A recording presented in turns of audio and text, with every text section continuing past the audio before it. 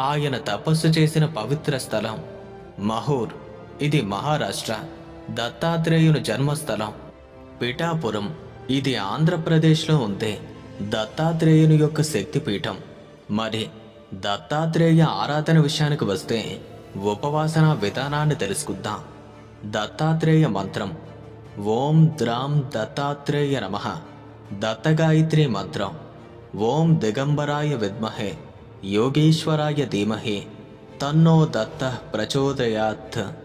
పూజా విధానం మార్గశిర పౌర్ణమి అంటే దత్త జయంతి. ఇది అతి ప్రత్యేకమైనటువంటి దినం. గురువారం దత్తాత్రేయుని యొక్క పూజకు అత్యంత శుభకరం. ఔడంబర వృక్ష పూజ, కుక్కలకు భోజనం పెట్టడం ఇవి కూడా చాలా ప్రముఖమైనవి.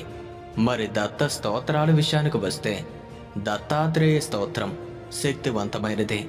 దత్త భావని, జీవన్ముక్త గీత, దత్త మహత్యం ఇవి ఎంతో విలువైనవి.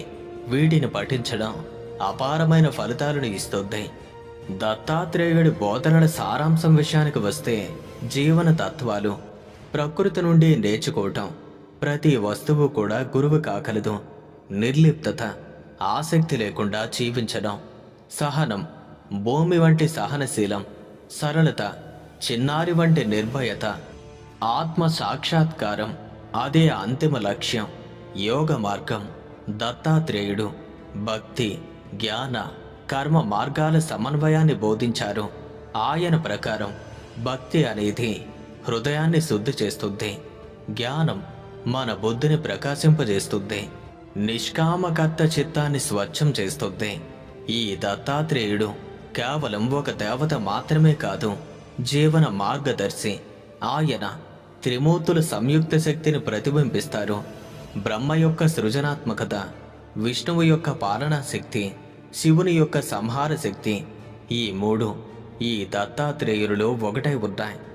అనసూయ మాత యొక్క పతివ్రత మరియు సాత్వికత వల్ల జన్మించిన ఈ మహాయోగి భక్తులకు జ్ఞాన మరియు భక్తి మార్గాలను చూపిస్తూ ప్రకృతి నుండి నేర్చుకుని జీవితాన్ని సరళంగా గడపమని బోధిస్తున్నారు.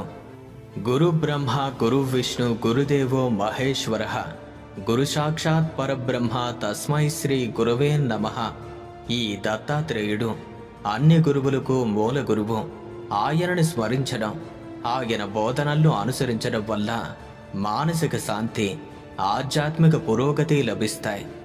ఈ దత్తాత్రేయ జయంతి నాడు ఎవరైతే దత్తాత్రేయుని యొక్క ఈ జన్మకథను వింటారో వారికి స్వామి యొక్క అనుగ్రహం కలుగుతుంది.